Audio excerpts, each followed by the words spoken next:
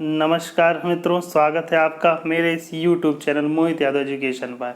इस चैनल पर मैं आपको मैकेनिकल इंजीनियरिंग से संबंधित सवालों को सॉल्व करा रहा हूं। अभी तक मैंने इस पे फ्लूइड मैकेनिक्स, थर्मोडायनेमिक्स, बॉयलर और थ्योरी ऑफ मशीन के विभिन्न चैप्टर से संबंधित सवाल सॉल्व करा दिए हैं। यदि आप उनसे संबंधित सवालों को सॉल्व करना चाहते हैं तो उसकी प्लेलिस्ट की लिंक मैंने डिस्क्रिप्शन में दे रखी है, जहाँ से आप उस क्वेश्चन सीरीज की प्लेलिस्ट पर जाकर बाकी क्वेश्चन सीरीज देख सकते हैं। तो शुरुआत करते हैं। आज का टॉपिक है थ्योरी ऑफ मशीन का चैप्टर फ्रीक्वेंसी। ठीक, तो देखिए आपको पहला क्वेश्चन दिया हुआ है, for the spring mass system shown in the figure 1 the frequency of vibration is n। ठीक, what will be the frequency when one more similar spring added in the series. ठीक, तो इन्होंने कहा देखिए कि फ्रीक्वेंसी सिस्टम दिया हुआ है, इसकी फ्रीक्वेंसी n है, और दूसरा एक सिस्टम दिया हुआ है जिसकी फ्रीक्वेंसी हमको निकालनी है। ठीक, तो देखिए सबसे पहले आप समझ लीजिए कि स्प्रिंग मास सिस्टम की जो फ्रीक्वेंसी होती है वो कैसे निकाली जाती है। जब स्प्रिंग मास सिस्टम होती है उसकी frequency omega n equal to होती है √k/m, या एक दूसरा फार्मूला इसी का होता है √g/डेल्टा। ठीक, तो इस प्रकार से दो फार्मूले होते हैं, इन दोनों फार्मूले की सहायता से हम लोग नेचुरल फ्रीक्वेंसी निकाल सकते हैं। तो इसे कहा जाता है ये नेचुरल सर्कुलर फ्रीक्वेंसी कहलाती है। ठीक, अगर नेचुरल लीनियर, ये जो फ्रीक्वेंसी है नेचुरल सर्कुलर फ्रीक्वेंसी है। ठीक, अगर आप एग्जाम में ये पूछा नेचुरल लीनियर फ्रीक्वेंसी निकालना है तो नेचुरल लीनियर फ्रीक्वेंसी जो होती है उसका फार्मूला होता है 1/2π इंटू 1/2π √k/m। मतलब जो नेचुरल फ्रीक्वेंसी होती है, अगर हम नेचुरल फ्रीक्वेंसी में 2π का डिवाइड कर दें तो जो फ्रीक्वेंसी आ जाती है किसको कहा जाता है, लीनियर फ्रीक्वेंसी कहा जाता है। ठीक, मतलब linear frequency equal to natural frequency divided by 2π। Exam में अगर आपको ये नहीं दिया होगा आपको कौन सी फ्रीक्वेंसी निकालनी है तो आप दोनों में से कोई भी एक ले सकते हैं। ठीक, तो लेकिन अगर आप 4 ऑब्जेक्टिव आंसर दिया तो उसमें से कोई एक ही आंसर दिया होगा, या तो नेचुरल लीनियर फ्रीक्वेंसी दिया होगा या सर्कुलर फ्रीक्वेंसी दिया होगा। ठीक, तो अब इसमें जो है, इसमें के क्या है, के क्या है स्टिफनेस ऑफ द स्प्रिंग। के क्या है, स्टिफनेस ऑफ द स्प्रिंग, मतलब जो सिस्टम में स्प्रिंग लगी होती है उसकी स्टिफनेस है। अगर एक स्प्रिंग लगी हुई है तो उसकी स्टिफनेस, अगर एक से अधिक स्प्रिंग लगी हुई है तो उनका जो रिजल्टेंट स्टिफनेस होती है वो लिया जाता है। यम क्या है, यम मास ऑफ द सिस्टम है। यम क्या है, मास ऑफ द सिस्टम है। ठीक, और जी क्या है, ग्रेविटेशनल एक्सेलरेशन है, और डेल्टा क्या है, डिफ्लेक्शन ऑफ द स्प्रिंग। मतलब जब हम उसे मास अटैच करेंगे तो उस स्प्रिंग सिस्टम में कितना डिफ्लेक्शन होगा उसको डेल्टा कहा जाता है। अब देखिए यहाँ पे क्या है कि यहाँ ये बात ध्यान रखनी होगी आपको कि जो स्टिफनेस के लेंगे वो पूरे सिस्टम की स्प्रिंग का लेंगे। मतलब अगर एक स्प्रिंग है तो एक के स्टिफनेस। मान लीजिए स्प्रिंग सिस्टम किस प्रकार से, स्प्रिंग सिस्टम दो तरह का हो सकता है, एक होता है तो पैरेलल सिस्टम हो सकता है, तो सीरीज सिस्टम हो सकता है। तो देखिए अगर स्प्रिंग क्या है, इस प्रकार एक स्प्रिंग है उसके जस्ट बाद दूसरा स्प्रिंग लगा हुआ है, तो मतलब ये K1 है और दूसरा K2। इसकी अगर इसकी स्टिफनेस K1 है, इसकी स्टिफनेस K2 है। ठीक, और दोनों एक के बाद एक लगे हो तो इससे कैसा होता है, ये कहलाती है कि सीरीज में है। सीरीज में होने का मतलब ये है कि इनका जो टोटल डिफ्लेक्शन जो होगा वो इन दोनों डिफ्लेक्शन का योग है। मतलब इसका डिफ्लेक्शन Δ1 है, इसका डिफ्लेक्शन Δ2 है, तो जो टोटल डिफ्लेक्शन होगा वो होगा Δ1 + Δ2। तब तो ये स्प्रिंग किस में कहलाएंगी, तब ये स्प्रिंग कहलाएंगी कि ये सीरीज में है। और जब सीरीज में होती हैं तो इनका जो फार्मूला बनता है तो होता है 1/k equal to 1/k1 + 1/k2। ठीक, इस फार्मूले से हम लोग इस पूरे स्प्रिंग मास की हम लोग क्या रिजल्टेंट स्टिफनेस निकाल सकते हैं। अगर के क्या है, रिजल्टेंट स्टिफनेस है, तो इससे हम लोग 1/k1 + 1/k2 से इसका रिजल्टेंट स्टिफनेस निकाल सकते हैं। लेकिन अगर जो स्प्रिंग सिस्टम में क्या है कि पैरेलल में लगी है, पैरेलल मतलब कि जैसे ये रिजिड बॉडी है, इससे एक स्प्रिंग लगी है, फिर दूसरी स्प्रिंग लगी है, दोनों आगे जा कर के कॉमन में जुड़ गई है, तो ये क्या है, पैरेलल स्टिफनेस। मान लीजिए इसकी स्टिफनेस K1 है, इसकी K2 है, तो जो इनका रिजल्टेंट स्टिफनेस होगा, रिजल्टेंट स्टिफनेस K होगा, वो इक्वल टू हो जाएगा K1 + K2। इनका रिजल्टेंट स्टिफनेस क्या हो जाएगा, K1 + K2 हो जाएगा। ठीक, अब देखिए अगर इस तरह से लगे तब भी पैरेलल सिस्टम कहलाती हैं, और यदि स्प्रिंग सिस्टम इस प्रकार से लगा हो कि एक स्प्रिंग इधर हो और बीच में मास हो, फिर एक स्प्रिंग यहाँ हो, तब भी क्या कहलाएंगे, ये पैरेलल सिस्टम कहलाएंगे। क्यों? क्योंकि इसका डिफ्लेक्शन और इसका डिफ्लेक्शन दोनों क्या हो जाएगा, सेम हो जाएगा। जितना ये डिफ्लेक्ट करेगी उतना ये डिफ्लेक्ट करेगी। तो जब दो स्प्रिंग सिस्टम इस प्रकार से होगी, एक स्प्रिंग का डिफ्लेक्शन इक्वल टू दूसरे स्प्रिंग का डिफ्लेक्शन, तब दोनों केस में कहला जाती हैं, पैरेलल में कहला जाती हैं। यदि स्प्रिंग इस प्रकार से भी लगी हो, अगर जो स्प्रिंग हो वो इस प्रकार से लगी हो, बीच में मास लगा हो, फिर एक स्प्रिंग लगा हो, फिर जेट, तो ये भी कैसे, पैरेलल में ही है। तो इस बात का आपको ध्यान रखना है, ठीक। और यदि हमारे पास स्प्रिंग हो, स्प्रिंग दूसरा के मास लेते हैं हम लोग, क्या √KYM फार्मूले में क्या लेते हैं, मास लेते हैं, ठीक। तो मास क्या है, सिस्टम का। यदि हमको स्प्रिंग मास भी कंसिडर करना हो, ये जो फार्मूला है √KYM, ये स्प्रिंग के मास को निगलेक्ट करते हुए बनाया गया है। यदि हमको स्प्रिंग का मास भी लेना हो तो हम लोग क्या कहेंगे, मास ऑफ द स्प्रिंग मान लीजिए MS है, तो उसका 1/3 करते हुए हम लोग जो मुख्य मास है उसमें जोड़ देंगे। तो इस प्रकार जो M की वैल्यू मिल जाएगी उसको हम लोग फार्मूले में रख के तब नेचुरल फ्रीक्वेंसी निकालेंगे। तो शुरुआत करते हैं। क्वेश्चन नंबर जो पहला है, उन्होंने कहा है ये पहले स्प्रिंग की सिस्टम की जो फ्रीक्वेंसी इन्होंने कहा n है, तो ये n इक्वल टू क्या होगा, n इक्वल टू होगा √K/M। इसकी क्या फ्रीक्वेंसी k दी है और इसकी मास कितना दिया है, m दिया है, तो इसकी फ्रीक्वेंसी √K/M है, ठीक। अब देखिए उन्होंने कहा है, अब इस दूसरे की फ्रीक्वेंसी इन्होंने पूछी है। मान लीजिए इसकी जो फ्रीक्वेंसी है ये n2 है, n' मान लीजिए, तो ये इक्वल टू हो क्या होगा, √K/M। अब देखिए यहाँ पे के मतलब स्टिफनेस ऑफ द सिस्टम। तो देखिए यहाँ पे दो स्प्रिंग लगी हुई हैं, तो सबसे इनका पहले रिजल्टेंट स्टिफनेस निकाल लेंगे। तो ये दोनों स्प्रिंग किस में लगी है, ये दोनों स्प्रिंग किस में लगी हुई है, ये दोनों सीरीज़ में लगी हुई हैं। ये दोनों स्प्रिंग्स किस में लगी हुई हैं, सीरीज़ में लगी हुई हैं। तो जब सीरीज़ में लगी होती हैं तब क्या होता है, हम जानते हैं कि 1/k इक्वल टू, मतलब रिजल्टेंट जो R हो जाएगा वो इक्वल टू क्या आएगा, 1/k प्लस 1/k, दोनों को जुड़ जाएगा तो क्या हो जाएगा 2/k। और तो रिजल्टेंट क्या निकल आएगा, हम लोग का रिजल्टेंट जो स्टिफनेस निकल आएगी वो इक्वल टू हो जाएगी KR इक्वल टू K/2 हो जाएगा, है ना। मतलब जो फाइनल रेजिस्टेंस हो जाएगा K/2, तो K की जगह पर हम लोग वैल्यू लिख देंगे K/2, ठीक। अब मास देखिए कितना है, मास तो m ही है, मास कितना m ही है, तो मास इक्वल टू m, ठीक। तो n' की वैल्यू क्या आ जाएगी, √K/M मतलब n, तो हो जाएगा n/√2, क्या हो जाएगा, n/√2। तो जो फाइनल फ्रीक्वेंसी हमारी निकल के आ गई वो क्या आ गई, सिस्टम की फ्रीक्वेंसी हो गई, आंसर हो गया B, n/√2, ठीक। तो इस प्रकार से हम लोग ने सॉल्व कर लिया क्वेश्चन। अगला क्वेश्चन ले लेते हैं।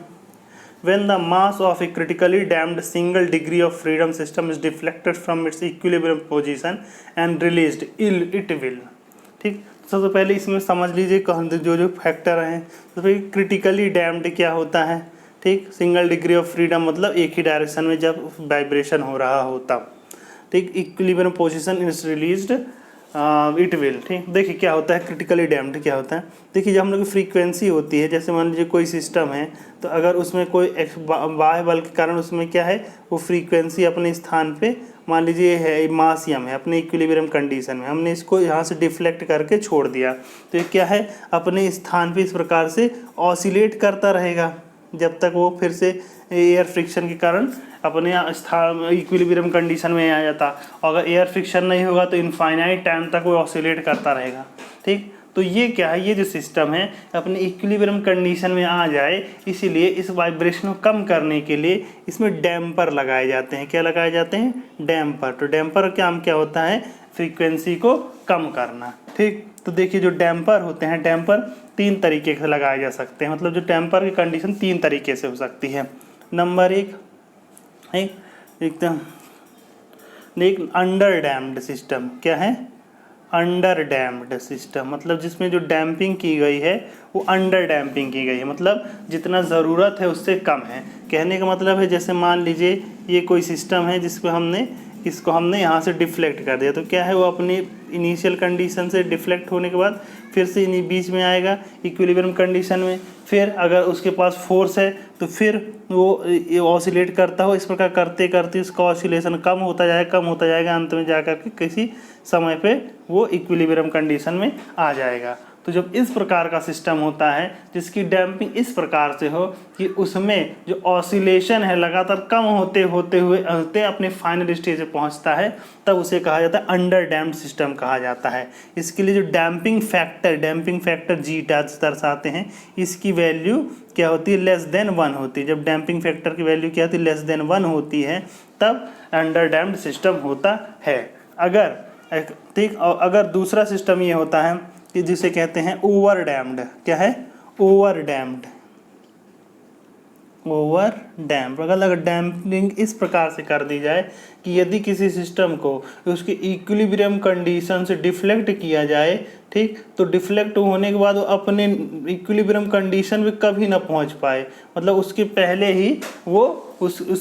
ही वो सिस्टम वहीं पर रुक जाता है, अपने इक्विलिब्रियम कंडीशन नहीं पहुंच पाता, तो हम ओवर डैम्प्ड सिस्टम कहते हैं। मतलब हमने डैम्पिंग इस स्तर की कर दी है कि अगर वो कोई सिस्टम अपने इक्विलिब्रियम कंडीशन से दूर जाता है या अपने इक्विलिब्रियम कंडीशन डिफ्लेक्ट होता है तो फिर से अपने इक्विलिब्रियम कंडीशन पे पहुंच नहीं पाता है, तो इसे कहा जाता है ओवर डैम्प्ड सिस्टम कहा जाता है। इसके लिए डैम्पिंग फैक्टर की वैल्यू, जीटा की वैल्यू क्या होती है, ग्रेटर देन 1 होती है। ठीक, ओवर डैम्प्ड सिस्टम के लिए जीटा की value greater than 1, under damped system के लिए जीटा की वैल्यू लेस देन 1। लेकिन अगर जीटा की वैल्यू 1 हो जाए, मतलब जीटा इक्वल टू 1 हो जाए, तो इसे कहा जाता है क्रिटिकली डैम्प्ड सिस्टम। क्या कहा जाता है, क्रिटिकली डैम्प्ड सिस्टम कहा जाता है। मतलब इसकी डैम्पिंग एकदम क्रिटिकल है। इसमें क्या होता है, इसमें अगर हम किसी सिस्टम के मास को उसको इक्विलिब्रियम से थोड़ा सा डिफ्लेक्ट करते हैं तो वो अपने आप क्या एकदम तुरंत अपनी मीन पोजीशन पे आ जाता है और उस मीन पोजीशन से आगे नहीं जाता, केवल मीन पोजीशन पर ही आकर रुक जाता है।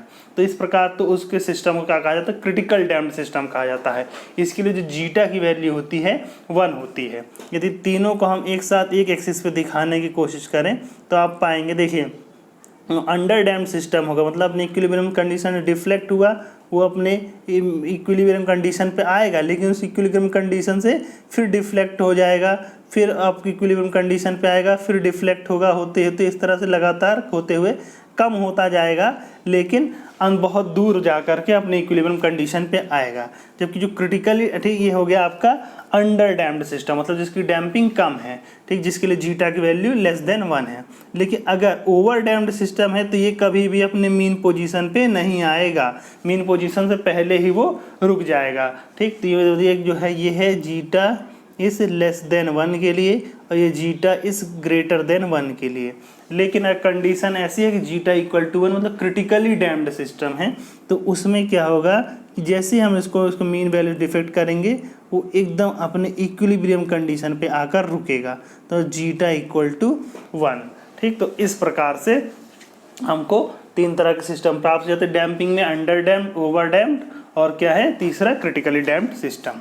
तो ये जो सवाल दिया है ये क्या दिया हुआ है, इन्होंने कहा है कि when a mass of critically damped single degree of freedom system is deflected from its equilibrium position and released, उसको अपने इक्विलिब्रियम कंडीशन से डिफ्लेक्ट किया गया और छोड़ दिया गया है, तो क्या होगा, it will return to equilibrium position without oscillation, मतलब अपने इक्विलिब्रियम कंडीशन में पहुंच जाएगा और विथआउट ऑसिलेशन। ठीक, क्रिटिकली डैम्प्ड है, हाँ, तो ये सही है कि वो अपने इक्विलिब्रियम पोजीशन पे पहुंच जाएगा और फिर उसके बाद ऑसिलेशन उसका नहीं होगा, तो कथन सही है। दूसरा दिया है कि, ठीक, तो ये हमारा आंसर हो गया। आगे भी देख लेते हैं थोड़ा सा, तो कहते हैं oscillate with increasing time period. ठीक, देखिए मतलब वो ऑसिलेट भी करेगा, उसका टाइम पीरियड लगातार बढ़ता जाएगा। ठीक, तो ये नहीं होता है, ये क्या होता है, ये ऐसा नहीं होता है।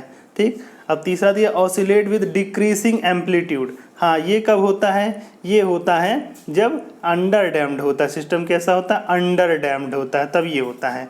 तीसरा oscillate with constant amplitude, constant amplitude से ऑसिलेट नहीं करेगा। कांस्टेंट एम्पलीट्यूड से तब ऑसिलेट करता है जब सिस्टम में डैम्पिंग नहीं की गई होती, किसी प्रकार की डैम्पिंग नहीं होती। ठीक, तो विदाउट डैम्पिंग किया जाता तो वो कांस्टेंट एम्पलीट्यूड से लगातार ऑसिलेट करता रहता है। ठीक, तो इस तरह से इसका आंसर हो गया। अगला क्वेश्चन ले लेते हैं। अगला क्वेश्चन है the equation of motion of single degree of freedom system. देखिए मोस्टली जो क्वेश्चन होते हैं सिंगल डिग्री ऑफ फ्रीडम के होते हैं। ठीक, the equation of motion for a single degree of freedom system with viscous damping is 4 x to the power double dot plus x 9x dot plus 16x equal to 0। X double dot का मतलब है कि इसका 2 बार differentiation किया जाना है। इसका मतलब है कि dx dt 2 बार, ठीक, टाइम के सापेक्ष 2 बार है। और यदि एक डॉट लगा हो तो 1 बार इसका डिफरेंशिएशन किया जाना है, ठीक, dt ठीक x, ये मतलब होता है। ओके, तो damping ratio of the system is, damping ratio या डैम्पिंग फैक्टर ये दोनों एक ही चीज होती है, ठीक। डैम्पिंग फैक्टर को डैम्पिंग रेशियो कहा जाता है, अभी जो मैंने बताया। अब देखिए यहाँ पे देखिए, जब इस प्रकार की इक्वेशन दिया जाता है तो इस चीज जो भी इक्वेशन दिया जाता है उसकी तुलना की जाती है, उसकी तुलना की जाती है। हम जब करेंगे तो हो जाता है mass into x dot plus c into x dot plus 60 plus जो होता है हम लोग के into x equal to 0।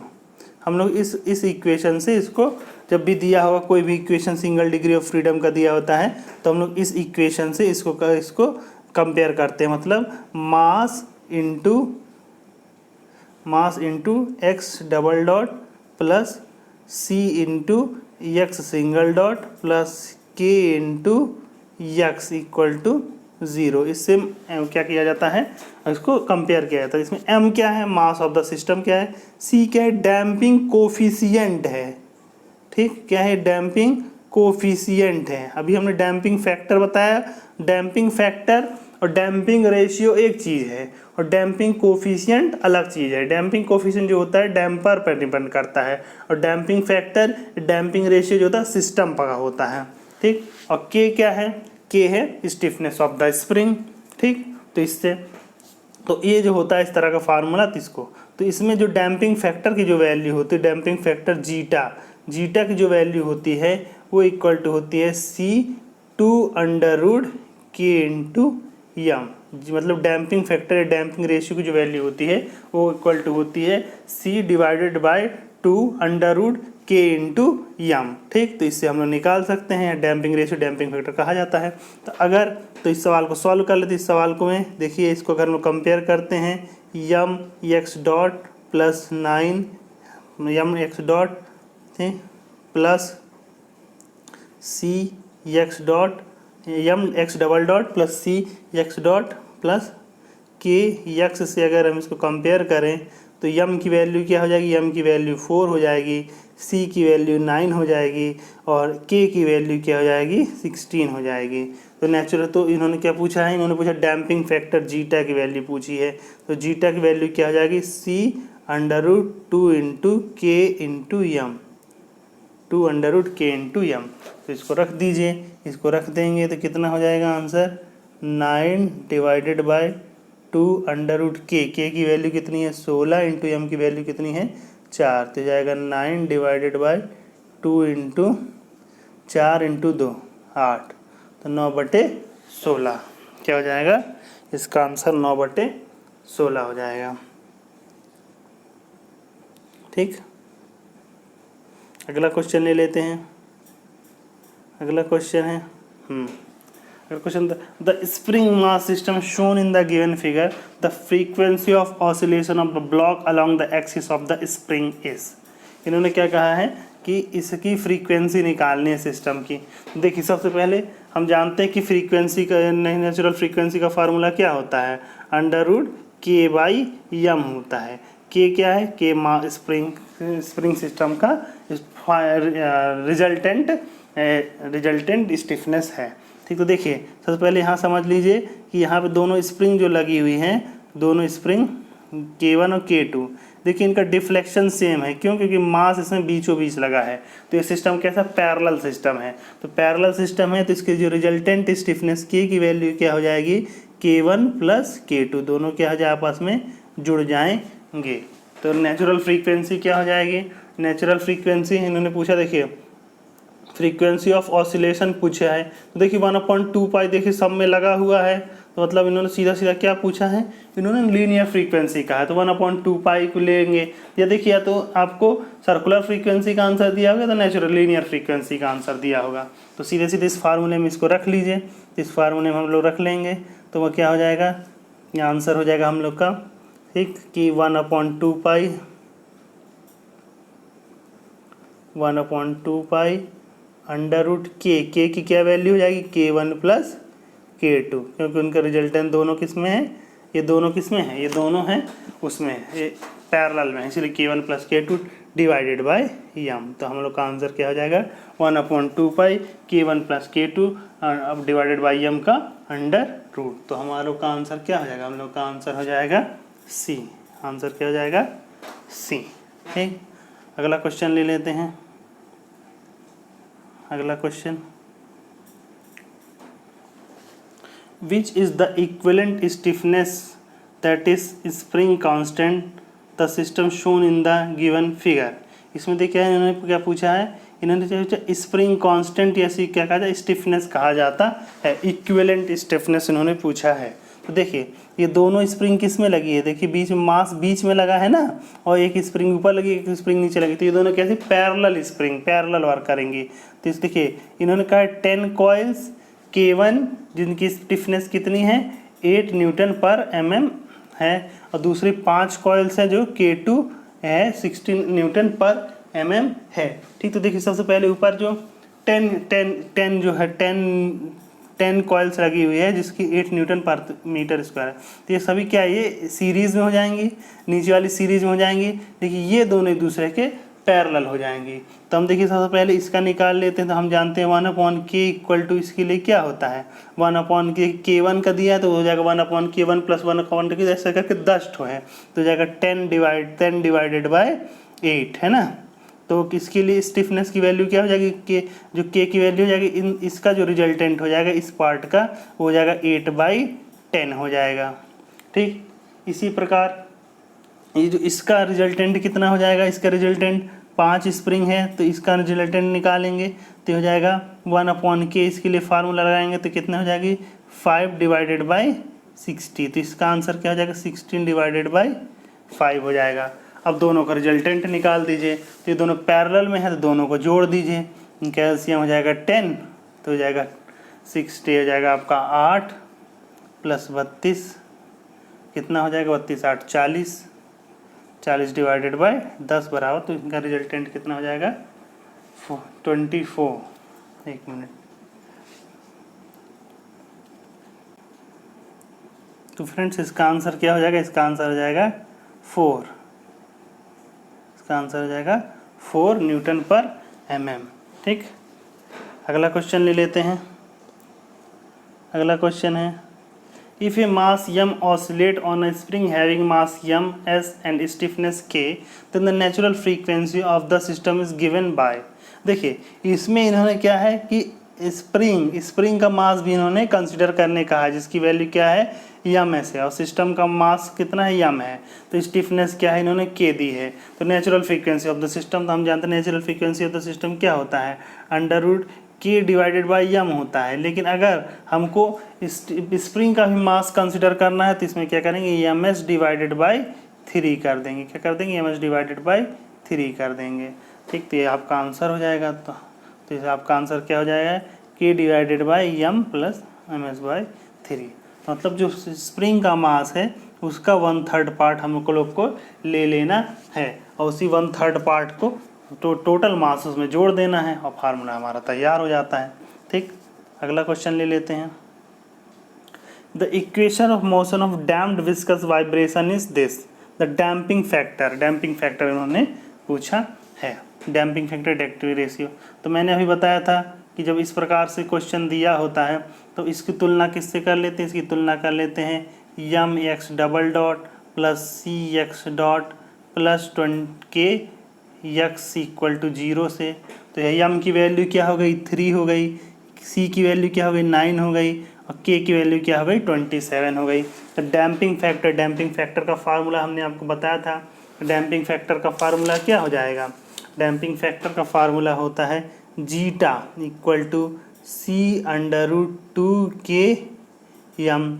c की वैल्यू कितनी है 9, 2k की वैल्यू कितनी दी है, k की वैल्यू 27 इंटू m की वैल्यू कितनी दी है 3 दी है। तो सॉल्व कर लीजिए तो जाएगा 9 डिवाइडेड बाय 27 गुणते 3 तो जाएगा इसका जो 9 2 9 दूनी 18, 18 बट 9/18 मतलब 0.5।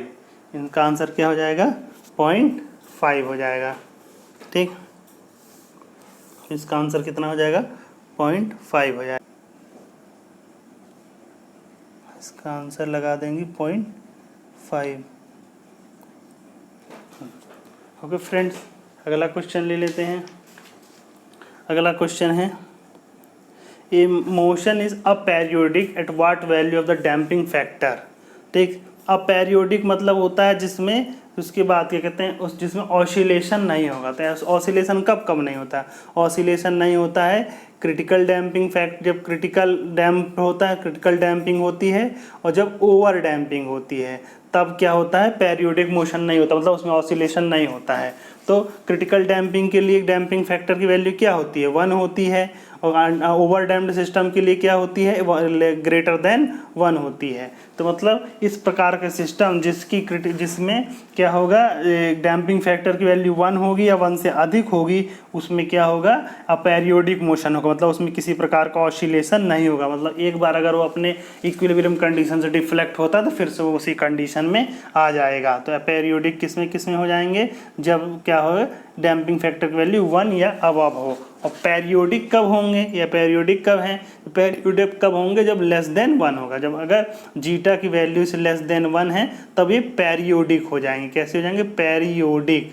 लेकिन अगर अपेरियोडिक है तो जीटा की वैल्यू 1 होगी या उससे ज़्यादा होगी। ठीक, अगला क्वेश्चन ले लेते हैं। दिया है, the figure shows the schematic of an automobile having a mass of 900 kg। एक वो है जिसका मास कितना 900 kg दिया है, एक व्हीकल का दिया है। And the suspension spring constant is 81 × 10⁴ Newton, इतना दिया है। सस्पेंशन स्प्रिंग कांस्टेंट के की वैल्यू दी है। It travels at a speed of 72 kilometre per hour. ये मतलब 72 किलोमीटर पर आवर की रफ्तार से ये गाड़ी चल रही है। ठीक, तो उन्होंने पूछा है विथ अ पेरियोडिक वेवीनेस एंड सोन, मतलब इसका जो वेवीनेस दिया है रोड का, वो इस प्रकार से इसका वेवीनेस दिया हुआ है इस रोड का। ठीक, तो इन्होंने कहा है कि what is the forcing frequency of road on the wheel, मतलब जो फ्रीक्वेंसी जनरेट होगी वो कितनी हो जाएगी। तो इन्होंने सिंपल फ्रीक्वेंसी पूछा है। तो देखिए यहाँ पे क्या दिया है कि एक जो टॉप पीक पॉइंट से दूसरे पीक पॉइंट की दूरी कितनी दी है, इन्होंने 5 मीटर दे रखी है। मतलब इसका जो सीधे समझिए कि अगर एक साइकिल कंप्लीट करने में 5 मीटर चलती है। ठीक, अब इन्होंने देखो इसकी रफ्तार क्या दे रखी है, इसकी रफ्तार इन्होंने 72 किलोमीटर पर आवर दे रखी है। और उसको अगर मीटर पर सेकंड में कन्वर्ट करेंगे तो हम लोग क्या करेंगे, इसमें 5/18 का मल्टीप्लाई कर देंगे तो ये हो जाएगा हम लोग का 20 मीटर पर सेकंड, है ना। तो ये पर सेकंड में बदल गई। अब देखिए इसको समझिए कि गाड़ी क्या है, 1 सेकंड में 20 मीटर चल रही है। ठीक, और तो फिर और एक जो एम्पलीट्यूड है उसकी लेंथ कितनी है, 5 मीटर है। तो 1 सेकंड में कितने एम्पलीट्यूड क्लियर किए जाएंगे, 4 एम्पलीट्यूड चलेगी, है ना। तो वही मतलब 1 सेकंड में 4 साइकिल चलेगा। तो सीधे इसकी फ्रीक्वेंसी कितनी हो जाएगी, 4 साइकिल्स पर सेकंड। ठीक, इसी को हम लोग क्या कहते हैं, 4 हर्ट्ज।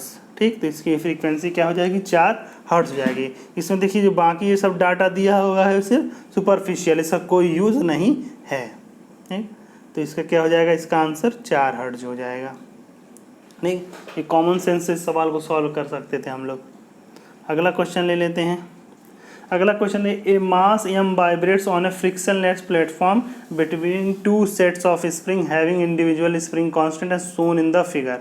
मतलब इन्होंने एक मास सिस्टम दे रखा है जिसकी फ्रीक्वेंसी देखिए उसकी स्टिफनेस K1 K2 K2 दे रखा है। तो इन्होंने पूछा what is the combined spring constant, मतलब इसके सिस्टम स्प्रिंग की जो है फाइनल जो है स्टिफनेस क्या है इस पूरे सिस्टम की। तो देखिए ये दोनों क्या हैं, ऊपर के दोनों पैरेलल में हैं, नीचे के दोनों भी पैरेलल में हैं। तो सीधे क्या कीजिए, K1 K2 भी पैरेलल में, K2 K1 पैरेलल में हैं। तो इनके क्या जो फाइनल स्टिफनेस क्या हो जाएगी, इनकी फाइनल स्टिफनेस हो जाएगी 2K1।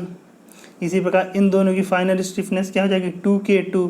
और ये दोनों भी आपस में पैरेलल में हैं, तो इन दोनों की टोटल स्टिफनेस क्या हो जाएगी, 2K1 + 2K2 = 2 × K1 + K2। ठीक, तो इसका आंसर क्या हो जाएगा, इसका आंसर आपका हो जाएगा 2 इंटू K1 प्लस K2, इसका आंसर हो जाएगा। ओके फ्रेंड्स, अगला सवाल ले लेते हैं।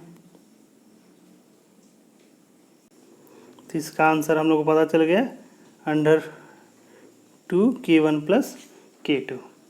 अगला क्वेश्चन ले लेते हैं। अगला क्वेश्चन है which of the following type of viscous damping will give periodic motion in the vibrating body. अभी मैंने बताया था अब पेरियोडिक कब होता है, जब ओवर डैम्ड हो, क्रिटिकल डैम्ड हो। और पेरियोडिक कब होगा, पेरियोडिक तब होगा जब अंडर डैम्ड हो। ठीक, मतलब जब जीटा की वैल्यू इज लेस देन 1 हो जाए। ठीक, तो इसका आंसर क्या हो जाएगा, इसका आंसर केवल 1 हो जाएगा। ये दोनों अब पेरियोडिक होते हैं, इसका आंसर होगा 1 ओनली। तो इसका आंसर हो जाएगा ए। इसका आंसर क्या हो जाएगा, इसका आंसर हो जाएगा ए। ठीक, अगला क्वेश्चन ले लेते हैं। अगला क्वेश्चन इन्होंने कहा है large field guns which come to initial position after firing in shortest possible time are. ठीक, देखिए सीधे सीधे समझिए कि शॉर्टेस्ट पॉसिबल टाइम में अपने इक्विलिब्रियम कंडीशन तक सिर्फ क्रिटिकली डैम्ड सिस्टम ही पहुंचता है। क्यों, क्योंकि देखिए नंबर 1 ओवर डैम्ड है, मतलब उसका ओवर डैम्पिंग कर रखी है तो अपने इक्विलिब्रियम कंडीशन तक पहुंचता ही नहीं है। और जो अंडर डैम्ड होता है वो अपने इक्विलिब्रियम कंडीशन तक पहुंचता नहीं, बहुत अधिक समय लेता है। तो सिर्फ जो क्रिटिकली डैम्ड सिस्टम होता है वो तुरंत अपनी इनिशियल पोजीशन तक या इक्विलिब्रियम पोजीशन तक पहुंच जाता है। इसीलिए ये कैसे के सिस्टम होंगे, जो होंगे इस प्रकार के सिस्टम जो तुरंत अपने शॉर्टेस्ट पॉसिबल टाइम पे अपनी इक्विलिब्रियम कंडीशन, इनिशियल कंडीशन पहुंच जाएंगे, वो क्या कहलाते हैं, क्रिटिकली डैम्ड कहलाते हैं। क्या कहलाते हैं, क्रिटिकली डैम्ड। इसका आंसर क्या हो जाएगा, इसका आंसर हो जाएगा बी, क्रिटिकली डैम्ड सिस्टम। ठीक फ्रेंड्स, अब अगला क्वेश्चन ले लेते हैं। अगला क्वेश्चन है in a vibrating system the spring has stiffness 32 newton per metre and mass equal to 2 kg. The system is having a damper whose coefficient of viscous damping is 8 Newton second per meter. The system is, तो देखिए इन्होंने K की value दे रखी है 32 newton per metre, M की value दे रखी है 2 kg और C की वैल्यू दे रखी है 8 न्यूटन सेकंड पर मीटर। तो हम लोग जीटा की वैल्यू निकाल लेंगे। तो जीटा की वैल्यू का फार्मूला क्या होता है, C2√K इंटू M। तो रख दीजिए C की वैल्यू कितनी है 8, 2√K, K की वैल्यू कितनी है 32 इंटू M की वैल्यू क्या दी है 2 दी है। तो हो जाएगा 8, 8 से 8 कट गया तो आंसर कितना आ गया 1 आ गया। क्या आ गया आंसर इसका डैम्पिंग फैक्टर, सॉरी ये हो जाएगा 64। तो ऊपर 8, C की वैल्यू दी है 8, नीचे बटा 2, 1/2 आ जाएगा। इसका आंसर क्या आ जाएगा 1/2। तो इसका जीटा की वैल्यू क्या आ गई, इसकी जीटा की वैल्यू आ गई 0.5। 0.5 क्या है, लेस देन 1 है, मतलब क्या सिस्टम है, अंडर डैम्ड सिस्टम है। कैसा सिस्टम है ये, अंडर डैम्ड सिस्टम है। कैसा सिस्टम है, अंडर डैम्ड सिस्टम। तो इसका आंसर क्या हो जाएगा बी, अंडर डैम्ड सिस्टम। ठीक, ओके। देखिए ओवर डैम्ड के लिए जीटा की वैल्यू क्या होती है, ग्रेटर देन 1 होती है। अंडर डैम्ड के लिए जीटा की वैल्यू लेस देन 1 होती है। क्रिटिकली डैम्ड के लिए जीटा की वैल्यू 1 होती है और अनडैम्ड सिस्टम के लिए जीटा की वैल्यू क्या हो जाती है 0 हो जाती है। ठीक, तो डैम्पिंग ही नहीं की गई है। ओके फ्रेंड्स, तो ये जो थे मैंने आपको बताए ये थे वाइब्रेशन से संबंधित सवाल। ठीक, तो इस प्रकार से थ्योरी ऑफ मशीन के लगभग सारे चैप्टर खत्म हो जाते हैं। इसके बाद जो मैं आपको पढ़ाने जाऊंगा वो है आपको स्ट्रेंथ ऑफ मटेरियल के सवाल सॉल्व कराने शुरू करूंगा। ठीक फ्रेंड्स, तो बने रहिए हमारे साथ ताकि मैं अधिक से अधिक आपको सवालों को सॉल्व कराते हुए आपकी तैयारी अच्छी से अच्छी कर सकूं। यदि आपको यह वीडियो अच्छा लगा है तो इसको लाइक करें, शेयर करें और यदि अभी तक आपने मेरे चैनल को सब्सक्राइब नहीं किया तो सब्सक्राइब जरूर कर लें ताकि मैं आप लोग के लिए इसे अच्छे वीडियोस लेकर आता रहूं और आपकी तैयारी कराता रहूं। ठीक, ताकि आपको शीघ्र सफलता मिले, क्योंकि कोई भी लक्ष्य बड़ा नहीं, हारा वही जो लड़ा नहीं। यदि आपको हमारा टेलीग्राम चैनल ज्वाइन करना है तो उसकी लिंक भी मैंने डिस्क्रिप्शन में दे रखी है। और यदि आपको उत्पादन निगम में आपकी सैलरी, HRA या इसके यहाँ के लाइफ स्टाइल वगैरह के बारे में जानना है तो उसकी लिंक भी मैंने डिस्क्रिप्शन में दे रखी है। तो तैयारी जारी रखिए, क्योंकि कोई भी लक्ष्य बड़ा नहीं, हारा वही जो लड़ा नहीं। धन्यवाद।